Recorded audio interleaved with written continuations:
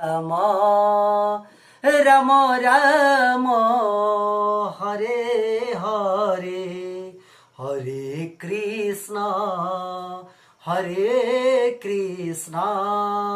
कृष्ण कृष्ण हरे हरे।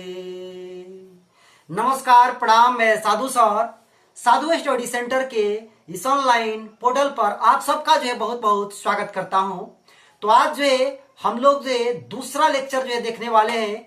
तो चले मैं दूसरा लेक्चर को शुरू करता हूं। और आज इस दूसरे लेक्चर में हम बात करेंगे आवेश के मात्रक पर। आवेश के विभिन्न मात्रक होते हैं उस पर हम बात करने वाले हैं। तो चलिए हम शुरू करते हैं कि आवेश के क्या क्या मात्रक होते हैं। तो देखें, आवेश का जो एसआई मात्रक होता है, एसआई मात्रक को कूलाम होता है, जिसको हम लोग सी से प्रदर्शित करते हैं। तो आवेश का एसआई मात्रक कूलाम होता है, जिसे हम लोग सी से प्रदर्शित करते हैं। आवेश का सीजीएस मात्रक होता है वो स्टेट कूलाम होता है। आवेश का जो सीजीएस मात्रक है वो स्टेट कूलाम होता है। और आवेश का जो एमकेएस मात्रक होता है वो एम्पियर सेकेंड होता है। आवेश का जो एमकेएस मात्रक होता है वो एम्पियर सेकेंड होता है। कैसे एम्पियर सेकेंड होता है? तो देखिए, इसको मैं आपको समझा देता हूं। चूंकि एक फॉर्मूला होता है I बराबर Q बटा में T। आवेश प्रवाह के दर को हम लोग विद्युत धारा कहते हैं। विद्युत धारा बराबर आवेश बटा में समय होता है। तो विद्युत धारा I बराबर आवेश Q बटा में T होता है। तो यहां से आपका Q बराबर I गुणा T होगा। I का मतलब एम्पियर होता है। I का मतलब विद्युत धारा, और विद्युत धारा का मात्रक एम्पियर होता है, और समय का मात्रक सेकेंड होता है। इस प्रकार से ये आपका एम्पियर और सेकेंड आवेश का मात्रक हो जाएगा। तो इस प्रकार से एमकेएस पद्धति में आवेश का जो मात्रक होता है वो एम्पियर सेकेंड होता है। ठीक है, चले उसके बाद अगर हम बात करें कि आवेश का ईएमयू मात्रक क्या होता है। ईएमयू का मतलब होता है इलेक्ट्रिक मैग्नेटिक यूनिट, इसको कहते हैं। क्या बोलते हैं इसे? इलेक्ट्रिक मैग्नेटिक यूनिट कहते हैं। तो आवेश का ईएमयू जो मात्रक होता है, ईएमयू वो आपका एब कूलाम होता है। क्या होता है? एब कूलाम होता है। उसके बाद आवेश की अगर हम ईएसयू मात्रक की बात करें, ईएसयू का मतलब होता है इलेक्ट्रिक स्टैटिक्स यूनिट। तो ईएसयू जो मात्रक होता है वो स्टेट कूलाम भी होता है। जो सीजीएस मात्रक होता है स्टेट कूलाम आवेश का, वही आपका ईएसयू मात्रक होता है आवेश का स्टेट कूलाम ही होता है। ठीक है, चलिए उसके बाद अगर हम बात करें कि आवेश का सबसे छोटा मात्रक क्या होता है, तो आवेश का सबसे छोटा मात्रक वो फ्रैंकलिन होता है। आवेश का सबसे छोटा मात्रक वो फ्रैंकलिन होता है। और आवेश की अगर सबसे बड़े मात्रक की अगर हम बात करें, तो आवेश का सबसे बड़ा मात्रक फैराडे होता है, जिसको हम लोग फैराड भी कहते हैं। तो ये आवेश के मात्रक इतने तरह के मात्रक आपके एग्जाम में पूछे जा सकते हैं। और इसमें से जरूर एक क्वेश्चन रहता है, एक क्वेश्चन नेसेसरी है कि आपके एग्जाम में रहेगा। ठीक है ना, तो इसको आप लोग याद रखेंगे। एसआई मात्रक कूलाम, सीजीएस मात्रक स्टेट कूलाम, एमकेएस मात्रक एम्पियर सेकेंड, ईएमयू मात्रक एब कूलाम, और ईएसयू मात्रक स्टेट कूलाम, और सबसे छोटा मात्रक फ्रैंकलिन, और सबसे बड़ा मात्रक फैराडे ठीक है। चलिए अब आगे हम बात करते हैं कि आवेश का संकेत क्या होता है, आवेश का सिंबल क्या होता है, आवेश कौन सी राशि होती है। तो देखिए, आवेश का सिंबल हम लोग क्यू लेते हैं, या तो बड़ा वाला क्यू लेते हैं या फिर स्मॉल वाला क्यू भी लेते हैं। तो आवेश के सिंबल को हम लोग क्यू से प्रदर्शित करते हैं, कैपिटल क्यू से या फिर स्मॉल क्यू से भी प्रदर्शित किया जाता है। अगर पूछा जाए कि आवेश कौन सी राशि है, तो आवेश अदिश राशि होती है। आवेश कौन सी राशि होती है? अदिश राशि। क्यों अदिश राशि होती है? क्योंकि इसके पास कोई दिशा नहीं होता है, आवेश के पास कोई डायरेक्शन नहीं होता है, इसलिए आवेश को हम लोग अदिश राशि कहते हैं। ठीक है, अब आवेश की अगर हम बीमा की बात करें, तो देखिए आवेश का बीमा M0L0 T1 A1, T का पावर 1 A का पावर 1 होता है।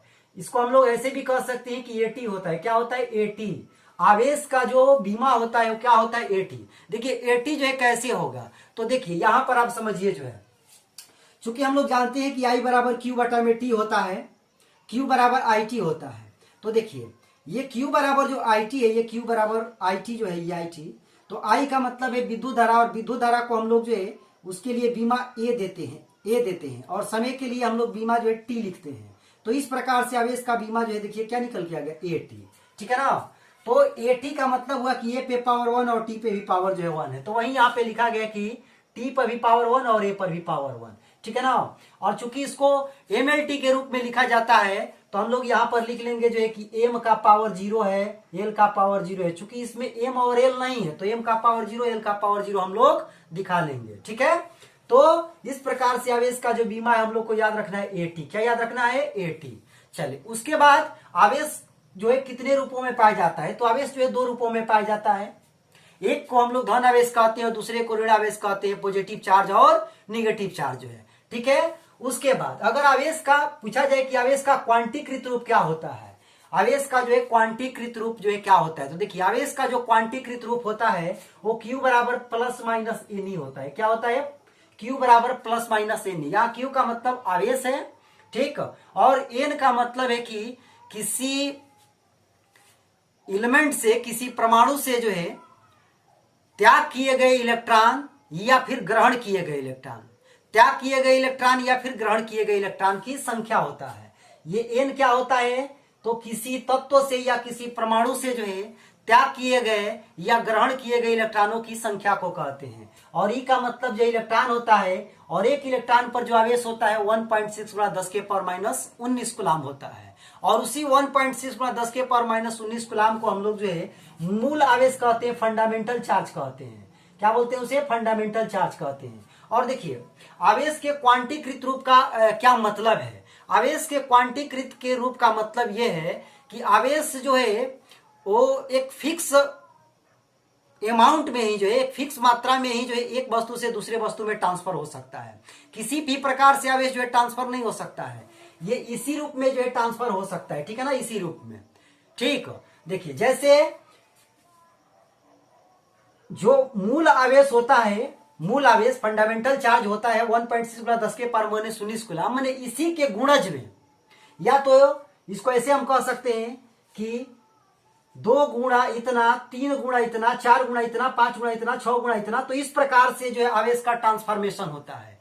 एक वस्तु से दूसरे वस्तु में आवेश जो है वो आपका क्वांटीकृत रूप में जो है जाता है, मतलब कि एक फिक्स अमाउंट में जो है जाता है। जैसे आप केला जो है खरीदने जाएंगे तो एक फिक्स अमाउंट में आपको मिलेगा कि 1 दर्जन केला लेंगे तो 12 केला जो है मिलेगा, तो एक फिक्स अमाउंट उसका है। जैसे आप इस मार्कर को खरीदने जाएंगे तो ये आपको एक फिक्स अमाउंट में जो है मिलेगा। एक ये ऐसा नहीं कि आप कहेंगे कि हमको आधा मार्कर जो है चाहिए, हमको आधा तोड़ के जो है मार्कर दीजिए, तो ऐसा दुकानदार आपको नहीं दे सकता है। वो कहेगा कि नहीं, एक मार्कर जो है लेना है तो लीजिए, एक ही आपको मिल सकता है। ठीक है ना। जैसे आप चप्पल खरीदने जाए तो आपको जो है एक जोड़ी चप्पल जो है वो देता है, मतलब 2 चप्पल ना देता है जी। आप बोलते हैं कि हमको एक चप्पल दीजिए, तो वो आपको क्या करता है, मतलब कि एक जोड़ी चप्पल देता है। ठीक है ना। तो एक फिक्स अमाउंट में जो है ये सब चीजें होती है। तो वैसे ही जो है ये आपका जो आवेश होता है वो आपका एक फिक्स अमाउंट में जो है ट्रांसफर होता है, जिसको हम लोग जो है क्वांटीकृत रूप कहते हैं। और ये क्वांटीकृत रूप का जो होता है Q बराबर प्लस माइनस एन होता है। ठीक है। तो हम उम्मीद करते हैं कि इसको आप लोग समझ चुके होंगे। चलिए आगे अगर हम बात करें कि आवेश का धारा प्रवाह के कारण जो है आवेश का मान क्या होता है, किसी चालक से धारा प्रवाह के कारण जो है आवेश का मान जो है क्या होता है, तो किसी चालक से धारा प्रवाह के कारण आवेश का मान जो है Q बराबर IT होता है। देखिए ये जो फॉर्मूला है Q बराबर IT, यही जो है किसी चालक से धारा प्रवाह के कारण आवेश का जो है मान होता है। तो Q बराबर हम लोग IT कहेंगे। ठीक है। उसके बाद एक EMU में जो है, एक EMU में जो है कितना कूलाम होता है, तो देखिए एक EMU में जो है 10 कूलाम होता है। एक EMU जो है कितने कूलाम के बराबर होता है, तो 10 कूलाम के बराबर होता है। तो इसे आप लोगों को याद रखना है कि एक EMU जो है वो 10 कूलाम के बराबर होता है। और एक ESU जो होता है वो आपका 1/3 गुणा 10 के पावर माइनस 9 कूलाम के बराबर होता है। एक ESU जो 1/3 गुणा 10 के पावर माइनस 9 कूलाम के बराबर होता है। और यही आपसे यदि पूछा जाए कि एक कूलाम में कितना EMU होता है, एक कूलाम में कितना EMU, तो एक कूलाम में 1/10 EMU होता है। यहां से हम लोग सॉल्व करेंगे, यहां से हम लोग ये 10 जो नीचे चला जाएगा, तो एक कूलाम में आपका 1/10 EMU होता है। तो ऐसे भी आपको याद रखना है कि एक कूलाम में 1/10 EMU होता है। और एक कूलाम में कितना ESU होता है, तो एक कूलाम में 3 गुणा 10 के पावर 9 ESU होता है। 1 कूलाम में 3 गुणा 10 के पावर 9 ESE होता है। तो ये बातें आप लोगों को याद रखना है। और देखिए कि 1 कूलाम आवेश में जो है इलेक्ट्रॉनों की संख्या कितनी होती है। यदि 1 कूलाम आवेश किसी वस्तु से ट्रांसफर हो रहा है तो उसमें कितने इलेक्ट्रॉन जो है फ्लो हो जाएंगे जो है। तो एक कूलाम आवेश में जो है इलेक्ट्रॉनों की संख्या जो है 6.25 गुणा 10 के पावर 18 होती है। क्या होती है? 1 कूलाम आवेश में जो है इलेक्ट्रॉनों की जो संख्या होती है वो 6.25 गुणा 10 के पावर 18 इलेक्ट्रॉन होती है। तो इसे आप लोग याद रखेंगे। ये ऑब्जेक्टिव टाइप के जो क्वेश्चन होते हैं उसमें इस तरह के सवाल जो है जरूर पूछे जाते हैं। चलिए, और मूल आवेश अभी मैंने बताया कि मूल आवेश जो होता है 1.6 गुणा 10 के पावर -19 कूलाम को ही हम लोग मूल आवेश कहते हैं, फंडामेंटल चार्ज कहते हैं। चलिए, अब हम आते हैं जो है कि कुछ आवेश के परिवर्तित मात्रक पर आते हैं, जिसको हम लोग जो है conversion of unit of charge कहते हैं। आवेश का जो है एक मात्रक से दूसरे मात्रक में जो है कैसे परिवर्तित जो है हम लोग करते हैं। जैसे 1 मिली कूलाम में जो है कितना कूलाम होता है, तो देखिए 1 मिली कूलाम में 10 के पावर -3 कूलाम होता है। मिली का मतलब 10 के पावर -3 ही होता है।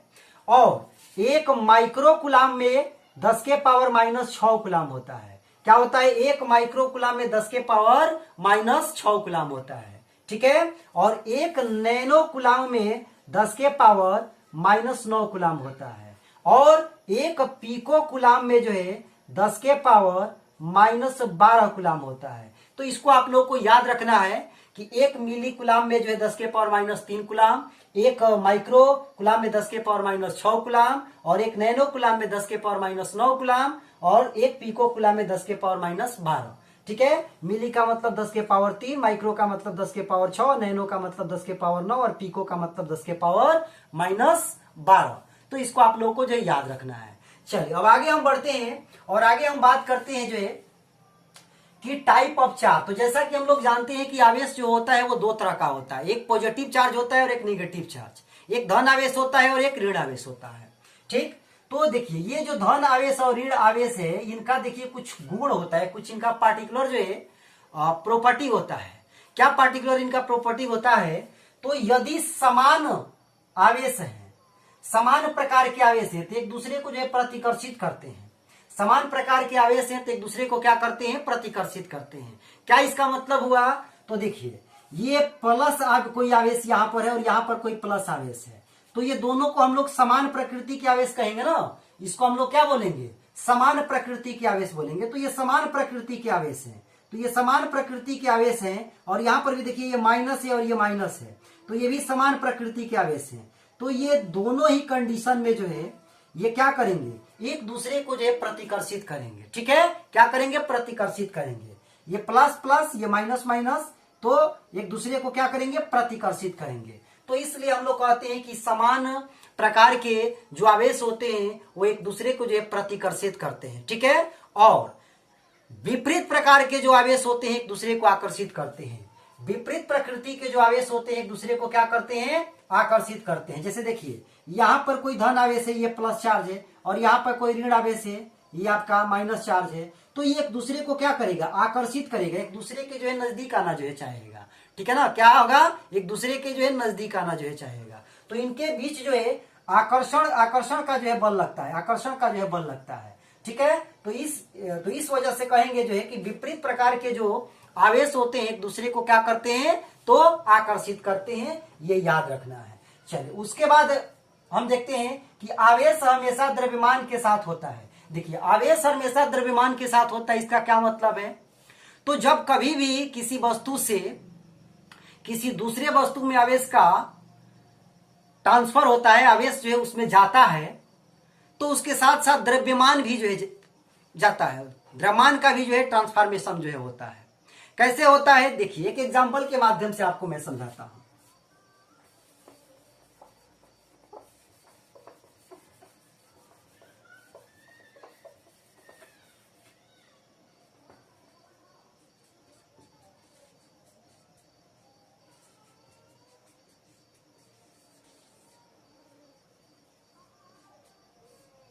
देखिए, एक एग्जाम्पल के माध्यम से जो है मैं आपको समझाता हूं जैसे मान लिया जाए कि यहां पर कोई जो है आवेश है, किस तरह का आवेश है, किसी भी प्रकार का आवेश है। मान लीजिए कि यहां पर एक आवेश नहीं, यहां मान लीजिए कि यहां पर कोई एक वस्तु है, कोई वस्तु यहां पर 1 नंबर पर कोई वस्तु है और यहां कोई 2 नंबर पे जो है वस्तु है, ठीक है। तो जब इस वस्तु से मान लिया जाए कि इस वस्तु में क्या हो रहा है, आवेश का ट्रांसफॉर्मेशन हो रहा है, तो इस वस्तु से इलेक्ट्रॉन निकलकर यदि एक इस वस्तु में जाता है, तो जिस वस्तु से इलेक्ट्रॉन निकल के जाता है तो वह वस्तु धनायन हो जाती है और जिस पर जाता है वो ऋणायन हो जाती है। तो ये वस्तु धनायन हो गई तो पूछा जाएगा कि इसका द्रव्यमान में जो है कमी हो गया कि बढ़ोतरी हो गया। तो ये धनायन हो गया तो पहली वाली जो वस्तु है इसके द्रव्यमान में जो है कमी हो गया, और दूसरी वाली वस्तु पर इलेक्ट्रॉन गया है तो इसके द्रव्यमान में जो है बढ़ोतरी होता है, इसका द्रव्यमान जो है बढ़ जाता है, इसका द्रव्यमान क्या होता है तो बढ़ जाता है, ठीक है। तो आवेश हमेशा द्रव्यमान के साथ होता है। तो इसका मतलब जो यही हुआ कि जब एक वस्तु से किसी दूसरे वस्तु में आवेश जाएगा तो इलेक्ट्रॉन का जो स्थानांतरण होगा, इलेक्ट्रॉन जो उसमें जाएंगे तो उसके कारण दूसरी वाली वस्तु का द्रव्यमान जो है बढ़ जाता है और पहली वाली वस्तु का द्रव्यमान जो है घट जाता है, ठीक है ना। तो इसको आप लोगों को याद रखना है। यदि वस्तु इलेक्ट्रॉन देने के बाद धनायन हो जाती है तो इसका मतलब ये हुआ कि उसका द्रव्यमान जो है कम हो गया, और यदि वो निगेटिव चार्ज कहीं से ले रही है तो इसका मतलब ये हुआ कि उसका जो द्रव्यमान है बढ़ जाएगा। तो इलेक्ट्रॉनों को लेने पर द्रव्यमान बढ़ जाएगा और इलेक्ट्रॉनों को देने पर जो है द्रव्यमान जो है घट जाएगा। तो ये बातें आप लोगों को याद रखना है, ठीक है। चले आगे, आवेश गति से स्वतंत्र होता है। देखिए क्या इसका मतलब है, आवेश जो होता है वो स्पीड से इंडिपेंडेंट होता है, स्वतंत्र होता है, मतलब स्पीड पर निर्भर नहीं करता है। कोई आवेश है वो कितना स्पीड से चल रहा है कि बैठा हुआ है कि किस स्थिति में है, द्रव्यमान उस पर निर्भर जो है नहीं करेगा, ठीक है ना। आवेश जो है वो स्वतंत्र होता है स्पीड से। जबकि कोई वस्तु है तो स्पीड के कारण जो है उसका द्रव्यमान जो है बढ़ जाता है या फिर घट जाता है जो है। लेकिन यदि कोई आवेश है, यदि वो गतिशील है तो उसके कारण जो है उसके आवेश में जो है किसी तरह का कोई परिवर्तन जो है नहीं होता है, आवेश का जो है मान नहीं बदलता है जो है, ठीक है ना। तो आवेश जो होता है क्या होता है कि गति से स्वतंत्र होता है, ठीक है ना, गति से स्वतंत्र होता है। तो इस बात को याद रखना है कि आवेश जो है गति से स्वतंत्र होता है, ठीक है। चले अब हम आगे बढ़ते हैं और आगे हम बात करते हैं कि आवेश के क्या और कुछ गुण है। देखिए आवेश जब जो है विराम अवस्था में होता है तो केवल वह जो है विद्युतीय क्षेत्र उत्पन्न करता है। क्या आवेश जब विराम अवस्था में होता है तो केवल विद्युतीय क्षेत्र उत्पन्न करता है। तो इसे आप लोगों को याद रखना है कि जब आवेश स्थिर अवस्था में हो रहता है, यानी गति में नहीं होता है, रेस्ट में होता है, तो केवल और केवल जो है इलेक्ट्रिक फील्ड जो है उत्पन्न करता है, विद्युतीय क्षेत्र उत्पन्न करता है, ठीक। अब देखिए आवेश जब एक समान गति में हो, तो विद्युतीय क्षेत्र और चुंबकीय क्षेत्र दोनों उत्पन्न करता है। देखिए आवेश जब एक समान गति से चल रहा हो, मान लीजिए कि आवेश जो है 10 किलोमीटर प्रति घंटा की रफ्तार से चल रहा हो, तो आवेश जो है एक कहीं स्पीड जो है बनाया हुआ है, कहीं स्पीड से जो है चल रहा है, ठीक है ना। तो स्पीड बदल नहीं रहा है, उसका चाल नहीं बदल रहा है, तो एक समान गति के स्थिति में वह विद्युतीय क्षेत्र और चुंबकीय क्षेत्र को उत्पन्न करता है। क्या करता है, विद्युतीय क्षेत्र और चुंबकीय क्षेत्र को उत्पन्न करता है। अब देखिए जब आवेश असमान गति में हो, जब आवेश जो है असमान गति कर रहा हो, अर्थात उसका जो स्पीड है, उसका जो चाल है वो बदल रहा हो, तब जो है क्या होगा, तब जो है वह आवेश जो है विद्युतीय क्षेत्र, चुंबकीय क्षेत्र और विद्युत चुंबकीय तरंग जो है उत्पन्न करता है। क्या क्या, विद्युत क्षेत्र, चुंबकीय क्षेत्र और विद्युत चुंबकीय तरंग जो है उत्पन्न करता है। तो ये तीनों बातें आप लोगों को याद रखना है। जब विराम में रहेगा तो केवल विद्युतीय क्षेत्र उत्पन्न करेगा, और जब एक समान गति में रहेगा तो विद्युतीय और चुंबकीय क्षेत्र दोनों उत्पन्न करेगा, और जब असमान गति में आवेश रहेगा तो विद्युतीय और चुंबकीय और तरंग उत्पन्न करेगा। तो ये बातें आप लोगों को जो याद रखना है। तो मैं उम्मीद करता हूं कि ये सारी बातें आप लोगों को जो समझ में आ चुकी होगी। फिर भी यदि कोई डाउट हो तो आप कमेंट करके जो है अपने डाउट को जो है पूछेंगे, हम आपके डाउट को जो है जरूर जो है क्लियर करेंगे। तो चलिए आज के लिए इतना ही जो है, फिर जो है एक नई ऊर्जा के साथ जो है नेक्स्ट में वीडियो जो है लेकर आऊंगा और इसी प्रकार से डिटेल जो है बात करूंगा। तो चले यहीं पर जो है इस वीडियो को समाप्त करते हैं। So thank you very much and all the best.